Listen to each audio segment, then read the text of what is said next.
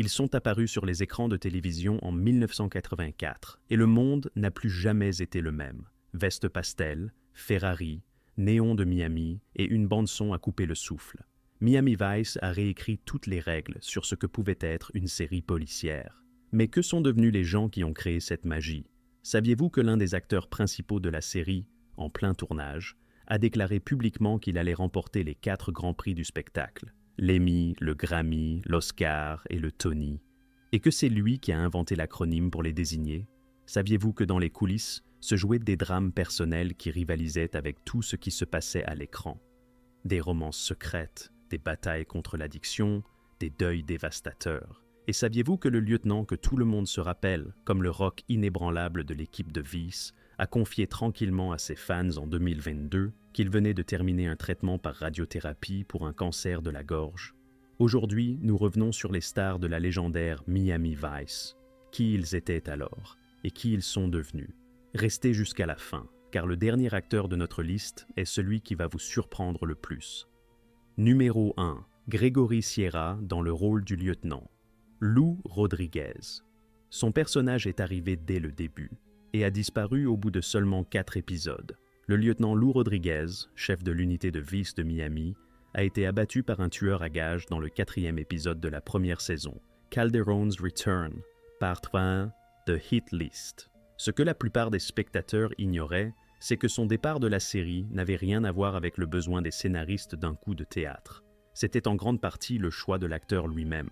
Sierra aurait demandé à être écarté du scénario parce qu'il ne souhaitait pas s'installer durablement à Miami, où la série était tournée. Gregory Joseph Sierra est né le 25 janvier 1937 à Manhattan, à New York, et a grandi dans le quartier de Spanish Harlem. Il était d'origine portoricaine. Son enfance fut difficile. Ses parents ne s'occupèrent pas de lui, et c'est une tante qui l'éleva. Avant de devenir acteur, il servit dans l'armée de l'air américaine. Selon les témoignages biographiques, il se retrouva dans le métier presque par hasard. Il accompagna un ami à une audition dans une école de théâtre à Manhattan, improvisa quelque chose sur scène, et c'est lui qui fut admis. Lorsque Sierra avait 47 ans et foula pour la première fois le plateau de Miami Vice en 1984, il avait déjà derrière lui plusieurs solides crédits télévisés. Beaucoup le connaissent comme Julio Fuentes, le voisin portoricain de Fred Sanford dans Sanford & Son, rôle qu'il tint de 1972 à 1975. Peu après, il devint le détective-sergent Chano Amenguale dans Barney Miller, de 1975 à 1976, apportant intensité, humour et une charge émotionnelle particulière aux premières années de cette série chorale. Il apparut aussi dans All in the Family, Soap, Hill Street Blues et bien d'autres productions, devenant l'un de ces acteurs de second plan dont le visage suffisait à donner de la vie à une scène. Mais Sierra ne voulait pas s'attarder sur Miami Vice. La raison était simple. Il n'avait aucune envie de vivre à Miami sur la durée. Les producteurs en prirent acte et firent tuer son personnage. Tourner le dos à un projet qui allait bientôt devenir un phénomène culturel était un choix inattendu, d'autant que Miami Vice allait très vite définir le look, le rythme, la musique et l'esthétique de la télévision des années 1980. Mais c'était Gregory Sierra, un homme qui savait exactement ce qu'il voulait, même quand le choix le plus prudent était de rester. Sa carrière continua pendant de nombreuses années. Il apparut dans des épisodes de The X-Files, Arabesque, Star Trek, Deep Space Nine et Le Prince de Bel-Air, ainsi que dans des films comme Deep Cover et Hot Shots. Partie 2. Il eut également des rôles récurrents dans Zorro and Son et Something is Out There. Il continua à travailler jusqu'en 2018, bouclant une carrière à l'écran qui s'était étendue sur près de 5 décennies. Le 4 janvier 2021, Gregory Sierra s'éteignit à Laguna Woods, en Californie. Il avait 83 ans. Son épouse, Hélène Tabor, confirma qu'il était décédé après une bataille contre un cancer de l'estomac et du foie. La nouvelle fut rendue publique plusieurs semaines plus tard. Son rôle dans Miami Vice était modeste, 4 épisodes seulement. Mais cet homme a laissé son empreinte sur l'une des plus grandes séries de l'histoire de la télévision. Parfois, 4 apparitions suffisent à être mémorables pour toujours. Numéro 2, Michael Talbot, dans le rôle du détective Stan Switek. Son personnage était peut-être le plus humain de toute la série. Le détective Stan Switek, grand gaillard bonhomme, un peu maladroit, fan absolu d'Elvis Presley et fidèle partenaire de Larry Zito. Dans les premières saisons, Il apportait souvent humour et chaleur aux scènes du commissariat. Mais dans la dernière ligne droite de la série, ce même homme ordinaire et attachant avait joué et perdu presque tout ce qu'il possédait. Son histoire parle de la façon dont une personne fondamentalement bien peut se perdre elle-même, progressivement. Michael Talbot est né le 2 février 1955 à Waverly, dans l'Iowa. Il avait 29 ans lors de sa première apparition dans Miami Vice en 1984. Avant la série, il avait déjà joué dans plusieurs films notables, dont Carrie, 1976, La Bonne Combine, 1980, et Le Rambo original, 1982, où il incarnait le shérif adjoint Balford. Lui et sa collègue Saundra Santiago apparurent également dans leurs personnages de Gina et Sweetek, dans du matériel de crossover lié à NBC, exemple rare de Miami Vice, sortant brièvement de son propre univers en prime time. Sur 5 saisons, Michael Talbot est devenu un rouage essentiel de l'équipe. Sweetek n'était pas le héros glamour, pas le romantique, pas l'homme à la Ferrari, mais il était la présence concrète dans la pièce. Après la mort de Zito en 3e saison, le personnage s'assombrit. Sweetek se vit offrir l'un des arcs les plus dramatiques des dernières saisons. Addiction au jeu, dettes qui s'accumulent, instabilité professionnelle et effondrement moral. Ce sont des exigences dramatiques sérieuses. Et Talbot les a relevées sans jamais transformer Sweetek en personnage infréquentable. Il l'a rendu douloureusement humain. Après la fin de la série, Talbot s'effaça progressivement et maintint un profil relativement discret. Ses crédits ultérieurs se firent beaucoup plus rares, et il s'éloigna peu à peu des grandes productions. Il a ponctuellement participé à des conventions de fans de Miami Vice et reste chaleureusement apprécié par le public de la série, même s'il ne figurait pas parmi les invités principaux de la célébration du 40e anniversaire à Miami en 2024. Ce qu'il occupe aujourd'hui n'est pas rendu public. Il a 71 ans. Il fait partie de ces acteurs qui, après un grand rôle, ont choisi de vivre loin des projecteurs. Il y a une certaine sagesse dans cette décision. Michael Talbot n'a jamais été la tête d'affiche, mais sans lui, Miami Vice n'aurait pas été Miami Vice. Il était la voix du type ordinaire dans un monde extraordinaire, l'homme dans le van de surveillance, le partenaire fidèle, le ressort comique qui a fini par craquer sous la pression. Et ce n'est pas rien. Numéro 3. John Dial dans le rôle du détective Larry Zito. Si Sweetek était le cœur du duo, Larry Zito en était la conscience. Le détective Lawrence Larry Zito, partenaire et meilleur ami de Stan Sweetek. Solide, fiable, professionnel. Il fut tué au cours de la 3e saison lorsqu'un trafiquant qu'il surveillait lui injecta une dose létale de stupéfiants. Sa mort reste l'un des moments les plus bouleversants de toute la série, parce que Zito n'avait pas été écrit comme un héros d'action glorieux. Il ressemblait à un vrai flic, loyal, fatigué, attentif et discrètement intègre. John Dial est né le 1er mai 1950 à Cincinnati, dans l'Ohio. Il avait 34 ans lors de sa première apparition dans Miami Vice en 1984. Avant la série, il avait déjà joué dans des films cultes comme New York 1997, À bout portant et Vacances, tous dehors. Dans Miami Vice, il travailla sur les 2 premières saisons et 13 épisodes de la 3e. D'après le Los Angeles Times, Dial confiera plus tard que les producteurs savaient qu'il voulait partir, mais qu'il resta le temps de quelques épisodes supplémentaires non consécutifs avant que Zito soit finalement éliminé. Après la mort de son personnage, Dial ne disparut pas. Bien au contraire, il devint l'un des acteurs de second plan les plus sollicités à Hollywood. Son parcours est un cas d'école, illustrant comment quitter une série à succès peut ouvrir une carrière plutôt que la fermer. Dans ce même portrait du Los Angeles Times, il dit « Ne pas regretter son départ, car cela lui avait permis de se consacrer à d'autres projets, notamment au théâtre. Sa filmographie est franchement impressionnante. Stargate, 1994, Nixon, 1995, où il incarna Gordon Liddy, Le droit de tuer, 1996, Pearl Harbor, 2001, Jurassic Park 3, 2001. À la télévision, il eut des rôles de longue durée ou récurrents dans The Shield et Friday Night Lights. Il apparut également dans Dark Winds, Snowfall et Castle Rock. En 2025 est sorti le film Train Dreams, où Dial donne la réplique à Joel Edgerton, Felicity Jones, Kerry Condon et William H. Macy. Il a 76 ans et est encore très actif. Le Los Angeles Times l'a un jour décrit comme un acteur de second plan, polyvalent et immédiatement reconnaissable. c'est exactement ça. Il est marié à la musicienne Julie Christensen depuis 1992 et ils ont un fils, Magnus Dial. Ces dernières années, ils vivent au Nouveau-Mexique. John Dial est l'une de ces rares personnes qui ont quitté une série en or au fait de sa gloire et qui ont eu raison. Tout le monde n'en est pas capable. Numéro 4. Martin Ferrero dans le rôle d'Izzy Moreno. Il y a des personnages qu'on aime non pas parce qu'ils sont bien, mais parce qu'ils paraissent tellement vivants. Izzy Moreno est exactement ça. L'informateur de Crockett et Tubbs, un petit arnaqueur de Miami débordant de combines douteuses et de réflexions philosophiques malvenues. Izzy est apparu dans 22 épisodes sur 5 saisons.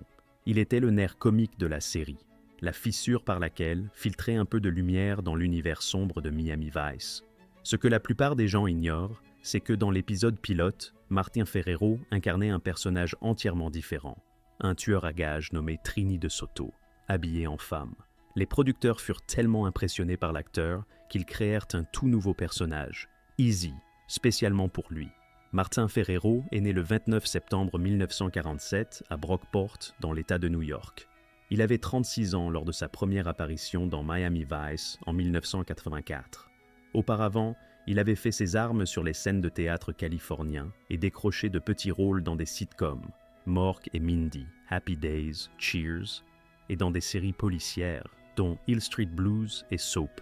Après Miami Vice, Ferrero accéda à une forme d'immortalité grâce à une seule scène, et elle n'avait rien à voir avec Izzy.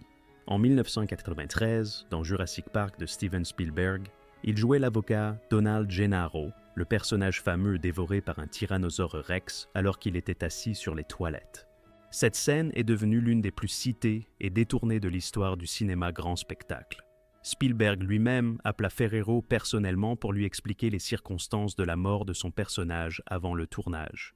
Ferrero apparut également dans Heat 1995 de Michael Mann, le créateur de Miami Vice lui-même, ainsi que dans Get Shorty 1995 et Dieu et monstre 1998. Il a aujourd'hui 78 ans. Il reste actif au théâtre en tant que cofondateur de l'Antaeus Theatre Company à Los Angeles. Discret, loin des sunlights, mais toujours reconnaissable au premier regard. L'acteur de second plan par excellence, sans lequel Hollywood ne tourne tout simplement pas. Numéro 5, Olivia Brown dans le rôle de la détective Trudy Joplin. Trudy Joplin était sans doute le personnage le plus complexe de l'équipe. D'un côté, une inspectrice des stupes aguerrie et coriace. De l'autre, quelqu'un que la brutalité du métier pouvait parfois submerger. Elle pouvait être professionnelle, vive et émotionnellement maîtrisée. Mais la série lui accordait aussi des moments de peur, d'épuisement et de vulnérabilité. En 4e saison, son personnage fut mêlé à l'une des intrigues les plus surréalistes de la série. Une rencontre avec des ovnis et un personnage mystérieux incarné par nul autre que James Brown. Miami Vice dans sa version la plus audacieusement expérimentale. Olivia Brown est née le 10 avril 1960 à Francfort, en Allemagne de l'Ouest. Elle grandit aux États-Unis. Les sources mentionnent généralement le Michigan et la Californie en lien avec sa jeunesse.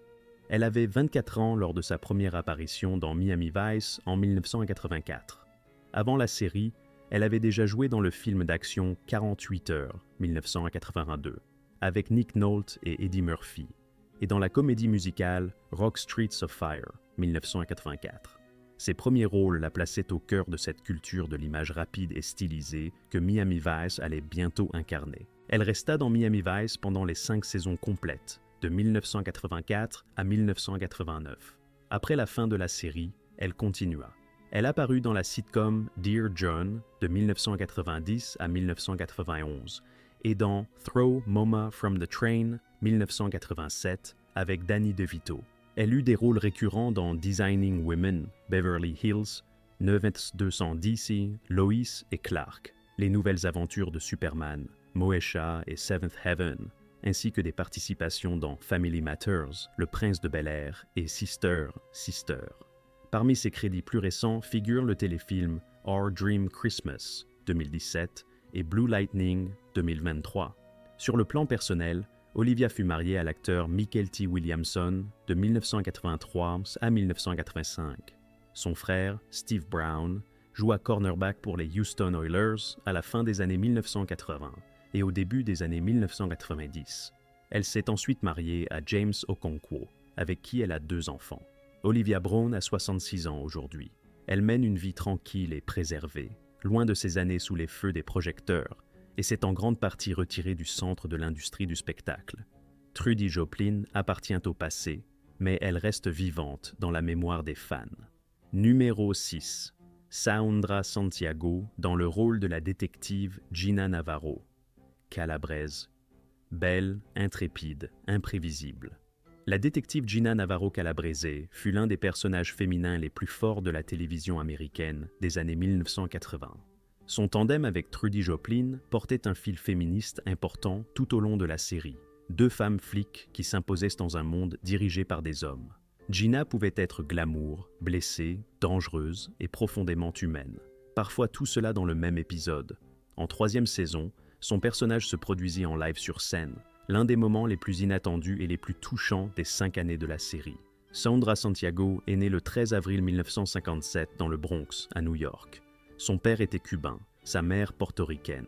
À 13 ans, sa famille s'installa à Homestead, en Floride. Elle est diplômée de l'Université de Miami, où elle a étudié la psychologie, puis a obtenu un master en beaux-arts à la Southern Methodist University. Avant Miami Vice, elle avait joué dans le film culte hip-hop Beat Street, 1984. Elle avait 27 ans quand elle a rejoint la série. Après la fin de celle-ci en 1989, Santiago continua à travailler. Tout au long des années 1990, elle participa à des téléfilms. Et de 1999 à 2003, elle incarna la redoutable Carmen Santos dans le feuilleton de CBS Guiding Light.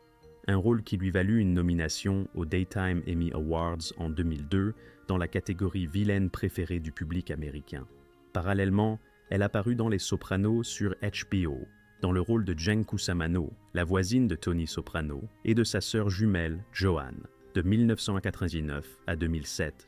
Tout au long des années 2000 et 2010, elle continua à travailler régulièrement, avec des apparitions dans True Detective, Blue Bloods, Madame Secretary, Gang Related, Damages, Snowfall et One Life to Live. Elle joua également au théâtre, dont des comédies musicales, et est liée à l'Actors Studio de New York. Ses crédits récents incluent Sand Dollar Cove, 2021, Hightown, 2020 et Rare Objects, 2023. Elle a 69 ans et est mariée depuis 1999 au musicien de jazz Roger Squitero. Saundra Santiago est la preuve vivante que le vrai talent survit à toutes les modes. Numéro 7. Sheena Easton dans le rôle de Caitlin Davis Crockett. C'était une romance que personne n'avait vu venir, une star de la pop sur le plateau d'un polar, et pourtant, ça fonctionnait. Si bien que la chanteuse Caitlin Davis devint la femme de Sonny Crockett.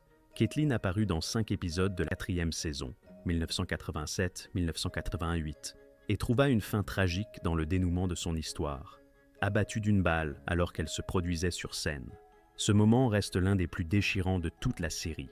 Sheena Easton est née le 27 avril 1959 à Bellshill, en Écosse, sous le nom de Sheena Shirley Orr. Elle avait 28 ans quand elle apparut dans Miami Vice. À cette époque, elle était déjà une véritable star internationale. En 1980, la BBC documenta ses tentatives de décrocher un contrat discographique dans l'émission de télé-réalité The Big Time. Les résultats dépassèrent toutes les espérances. Son premier single, Modern Girl, et le suivant, 9 to 5, se retrouvèrent simultanément dans le top 10 britannique. Elle devint la première artiste de l'histoire du magazine Billboard à placer des singles dans le top 5 de 5 grandes chaires américaines en même temps. Elle interpréta la chanson-titre du film de James Bond, Rien que pour vos yeux, 1981, et demeure à ce jour la seule interprète d'un générique de Bond à être apparue à l'écran pendant la séquence d'ouverture. Après Miami Vice, Easton continua une carrière couronnée de succès. Elle tint des rôles principaux dans des comédies musicales à Broadway, L'Homme de la Mancha et Grease, et fit une apparition dans Proposition indécente, 1993. En 2005, elle anima une émission matinale à Las Vegas et participa à la comédie musicale Young Blades. Sa vie personnelle fut plus mouvementée. 4 mariages, 4 divorces.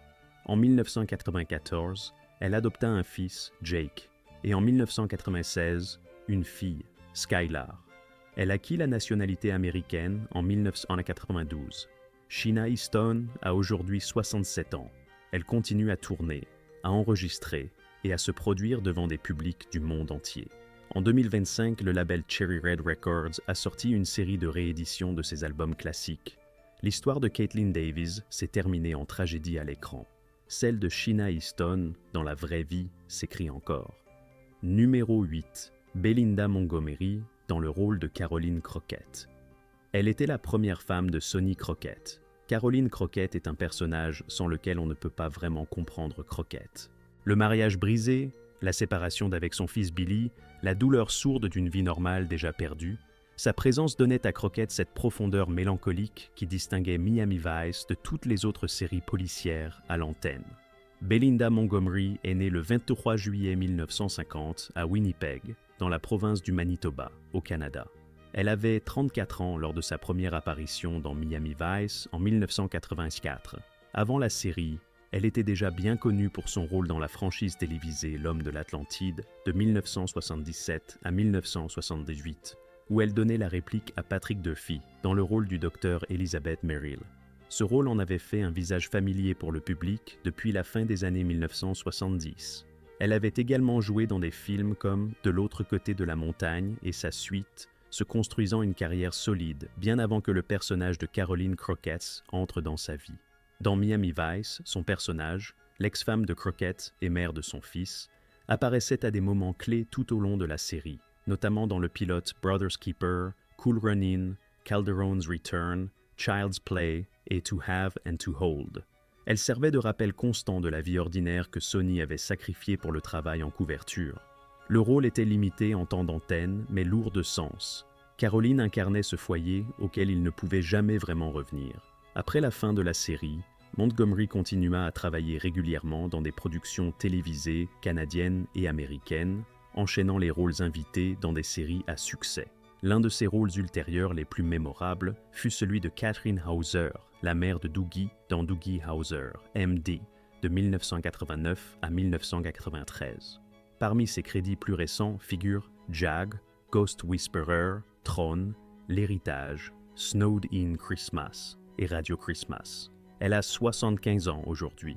Née au Canada, elle a passé l'essentiel de sa carrière dans la télévision américaine et y a laissé son empreinte. Numéro 9, Edward James Olmos, dans le rôle du lieutenant Martin Castillo. Silencieux, impénétrable, dangereux, le lieutenant Martin Marty Castillo est l'un des personnages les plus inoubliables de toute l'histoire de la télévision américaine.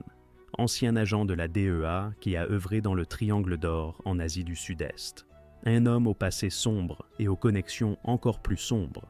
Chaque fois qu'il entrait dans un cadre, c'était un événement, et un regard de Castillo suffisait à figer une conversation.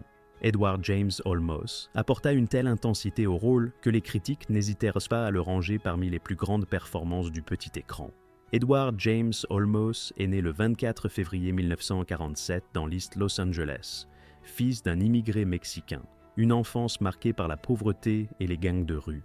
Ce qu'il en sortit, une passion pour le baseball. À 13 ans, il était déjà champion de l'État au bâton. Puis le rock, il menait un groupe appelé Pacific Ocean. Et enfin, le théâtre. En 1978, il reçut une nomination aux Tony Awards pour son rôle dans Zoot Suite à Broadway. Il avait 31 ans. En 1982, Olmos incarnait le détective Gaff dans le film fondateur de Ridley Scott, Blade Runner. Un petit rôle, mais indélébile. En 1984, à 37 ans, il rejoignit Miami Vice, non pas dès le premier épisode, mais à partir du 6e, en remplacement de Gregory Sierra. Ce qui suivit est entré dans l'histoire de la télévision. Pour son interprétation de Castillo, Olmos remporta l'Emmy Award 1985 du meilleur acteur dans un second rôle dans une série dramatique, puis un Golden Globe en 1986.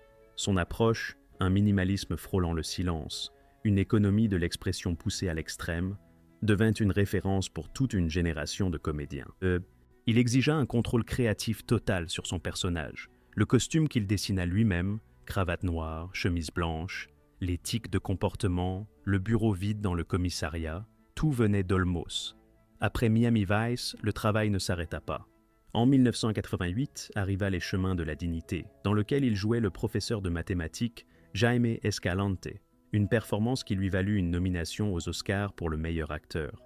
En 1992, il écrivit, réalisa et interpréta American Me, un film âpre et sans concession sur les gangs dans les prisons. En 1997, il incarna le père de Selena Quintanilla dans le biopic Selena.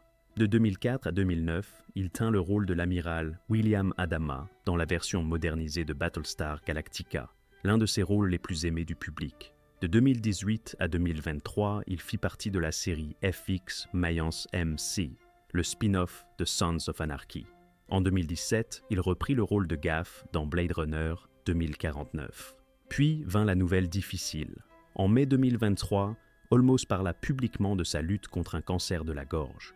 Chimiothérapie et radiothérapie simultanées pendant plusieurs mois, un traitement qui prit fin le 20 décembre 2022. Durant cette période, il perdit environ 55 kilos. Il s'en est sorti. Il a 79 ans. Il continue à travailler, à prendre la parole en public et à défendre la communauté latino.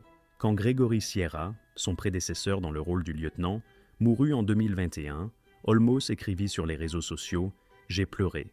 Gregory Sierra sera toujours parmi nous. » Edward James. Olmos est l'un des plus grands acteurs de sa génération et l'une des principales raisons pour lesquelles Miami Vice est devenue bien plus qu'une série télévisée bien habillée. Numéro 10. Charlie Barnett dans le rôle de Nugi Lamont. Son personnage avait l'âme de la rue, Nugent Neville, Noogie, Lamont, informateur, vieux complice de Tubbs, comique de trottoir et maillon peu fiable mais irremplaçable dans le réseau de Crockett et Tubbs. Il apparaissait surtout dans les premières saisons, apportant cette saveur authentique des rues de Miami qu'on ne peut tout simplement pas fabriquer dans une salle de scénariste. Charlie Barnett est né le 23 septembre 1954 à Bluefield, en Virginie-Occidentale. Il avait 29 ans lors de son apparition dans Miami Vice en 1984. Avant cela, il travaillait littéralement dans la rue, à New York, comme artiste de rue. Ses numéros de stand-up et de comédie physique dans les parcs, les places et les bouches de métro rassemblèrent des foules immenses. Il était électrique, charismatique, un peu incontrôlable, et tout cela passa directement dans Noogie Lamont. Barnett apparut également dans DC Cab, 1983, aux côtés de Mr. T et du futur collègue de Miami Vice, John Deal. Un détail en apparence mineur, mais révélateur. En ce temps-là, tous les chemins à Hollywood finissaient par se croiser. L'histoire de Charlie Barnett est une histoire tragique. À la fin des années 1980, il contracta le VIH par usage de drogues injectables. Le 16 mars 1996, Charlie Barnett mourut à Flushing, dans le Queens, à New York. Il avait 41 ans. Sa mort passa presque inaperçue face au brouhaha d'autres nouvelles à l'époque. Mais ceux qui avaient travaillé avec lui se souvenaient d'un homme à l'énergie extraordinaire et aux dons rares. La capacité de faire rire les gens, même quand il ne leur restait plus rien dont rire. Barnett continua à travailler jusqu'à la fin. Son dernier crédit au cinéma, They Bite, sortit en 1996. Noogie Lamont était un personnage secondaire. L'homme qui le jouait ne l'était pas. Il mérite d'être remembé. Numéro 11. Philippe Michael Thomas. Dans le rôle de Ricardo, Rico, Tubbs. Pas de croquettes sans Tubbs. Tous les fans de Miami Vice le savaient. Le détective Ricardo, Rico, Tubbs, ancien inspecteur de la police new-yorkaise, arrivait à Miami avec une affaire personnelle en suspens. L'homme qui avait tué son frère était lié au cartel Calderon. Tubbs devint le partenaire permanent de Crockett et incarnait ce que les gens veulent dire quand ils parlent de sang-froid sous pression. Philip Michael Thomas est né le 26 mai 1949 à Columbus, dans l'Ohio. Il a grandi à San Bernardino, en Californie. D'ascendance afro-américaine, amérindienne, irlandaise et allemande. Il avait 35 ans lors de ses débuts dans Miami Vice. Il avait déjà joué à Broadway et dans plusieurs films, dont Sparkle, 1976, où il donnait la réplique à Irene Cara. Le tandem Thomas Don Johnson est devenu l'un des duos les plus iconiques de la télévision américaine. Crockett et Tubbs apparurent ensemble dans 111 épisodes. Ils étaient des contraires qui s'assemblaient à la perfection. Crockett, explosif, instinctif, romantique. Tubbs, posé, élégant, précis. Et c'est là que l'histoire prend un tournant véritablement inattendu. En plein triomphe de Miami Vice, Thomas annonça publiquement son intention de remporter les 4 grands prix du spectacle: l'Emmy, le Grammy, l'Oscar et le Tony. Il forgea l'acronyme EGOT et portait un médaillon orné de ces 4 lettres. Philip Michael Thomas est l'homme qui a introduit ce mot dans le monde du spectacle, le terme que toute l'industrie connaît aujourd'hui. Pourtant, au printemps 2026, il n'en a jamais remporté un seul et n'a jamais reçu la moindre nomination. Sa seule reconnaissance notable fut une nomination aux Golden Globes pour Miami Vice, qu'il perdit face à son partenaire Don Johnson, ainsi qu'un People's Choice Award. Après la fin de la série en 1989, sa carrière s'effondra brutalement. Il apparut dans 6 épisodes de la mini-série italienne Extra Large avec Bud Spencer, 1991, puis retrouva Spencer dans We Are Angels, 1997. Cette même année, il rejoignit Don Johnson le temps de 2 épisodes de Nash Bridges dans le rôle d'un agent de la DEA. Ensuite, un retrait presque complet du métier d'acteur. Thomas se consacra à la musique. Dès 1986, il avait sorti l'album Living the Book of My Life, suivi de Somebody en 1987. En 1993, il coécrivit l'hymne officiel de la ville de Miami, My Miami. Tout au long des années 2000 et 2010, il enregistra de la musique sur son propre label, Spaceship Records, et consacra une énergie considérable à des conférences de développement personnel et des séminaires en ligne. Il a donné au monde le mot « EGOT », sans jamais en compléter lui-même la collection. Philip Michael Thomas a aujourd'hui 77 ans. Il vit en grande partie loin des regards, réapparaissant ponctuellement dans des documentaires et événements commémoratifs autour de Miami Vice. En 2025, Peacock a diffusé un documentaire sur la série auquel il a participé. Il a également prêté sa voix au personnage de Lance Vance dans Grand Theft Auto, Vice City 2002 et Grand Theft Auto, Vice City Stories 2006. Il semblerait que Miami Vice n'en ait pas encore tout à fait fini avec lui, même sous forme virtuelle. Il était irremplaçable, il était une icône de style. Il a offert au monde du spectacle l'un de ses mots les plus reconnus, et il est toujours là, à un autre chapitre de sa vie. Numéro 12. Don Johnson dans le rôle de James Sonny Crockett. Il fut le visage d'une décennie, veste pastel sur le torse nu, une barbe de 3 jours que les hommes du monde entier cherchèrent immédiatement à imiter, mocassins griffés sans chaussettes, une Ferrari Testarossa, Sonny Crockett, inspecteur des stupes de Miami, vivant sur une péniche avec un alligator comme animal de compagnie, n'était pas seulement un personnage, c'était un phénomène culturel, et l'homme derrière tout ça s'appelait Don Johnson. Don Wayne Johnson est né le 15 décembre 1949 dans le petit bourg de Flat Creek, Missouri. Sa mère était coiffeuse à 16 ans, son père, fermier à 19 ans. La famille était pauvre. Quand Don avait 5 ans, ils s'installèrent à Wichita, au Kansas. De son propre aveu, son enfance fut incroyablement chaotique. Il séchait les cours, volait des voitures et fit un séjour dans un centre pour mineurs délinquants, puis vint le théâtre. L'American Conservatory Theater de San Francisco. Les premiers rôles. Une longue route à travers des seconds plans, des films presque oubliés et des années d'incertitude. Puis, en 1984, arriva Miami Vice, et Don Johnson devint une superstar mondiale pratiquement du jour au lendemain. Il avait 34 ans. Sur 5 saisons, il apparut dans les 111 épisodes. Il remporta le Golden Globe du meilleur acteur dans une série dramatique en 1986. Il fut nommé aux Emmy Awards. Sonny Crockett remit les lunettes Ray-Ban Wayfarer au goût du jour, contribuant à faire passer les ventes de la marque d'environ 720 000 paires par an à plusieurs millions. Son look remodela la mode masculine d'une façon qu'aucun personnage de télévision n'avait réussi avant lui.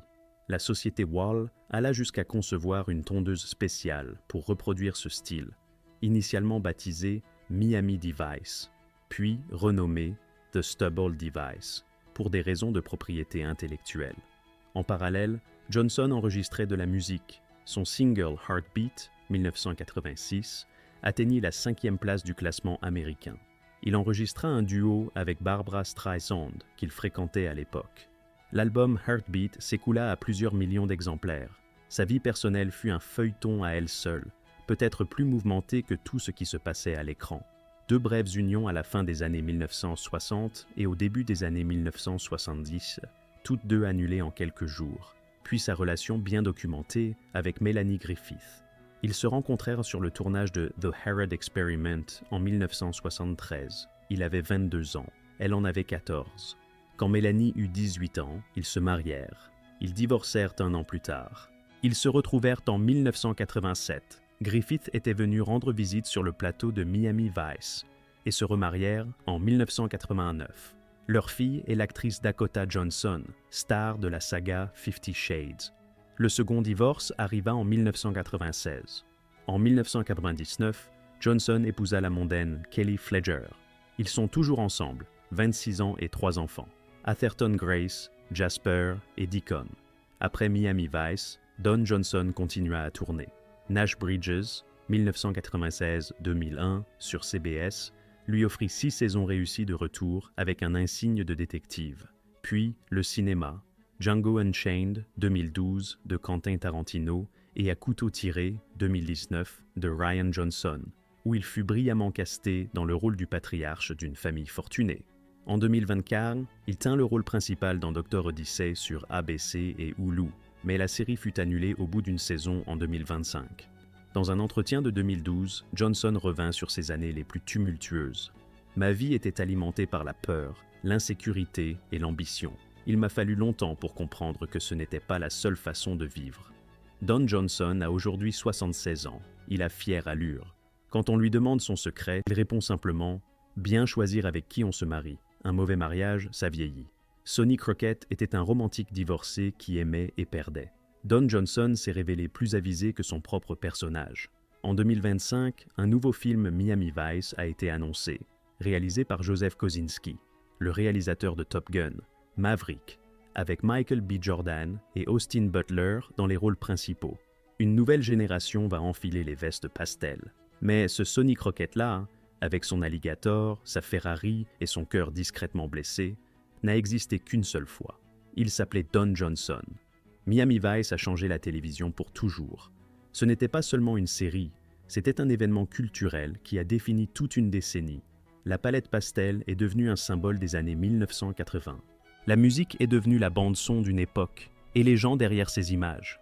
Ils ont mené des vies réelles, compliquées, pleinement humaines, marquées par la maladie et le deuil, par les révélations et les longues périodes de silence, par des tragédies qui n'ont jamais atteint l'écran, et par des victoires que la plupart n'ont jamais connues.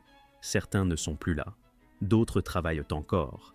Certains ont trouvé une vie tranquille, loin des projecteurs, mais tous feront toujours partie de l'une des plus grandes séries de l'histoire de la télévision américaine. Si cette vidéo vous a plu, likez et abonnez-vous. De nouveaux épisodes sur des acteurs légendaires et des séries cultes arrivent régulièrement. Et dites-nous dans les commentaires, quel était votre personnage préféré de Miami Vice? Crockett ou Tubbs? Ou peut-être le silencieux lieutenant Castillo, ce regard qui vous figeait le cœur? On veut le savoir. À très bientôt.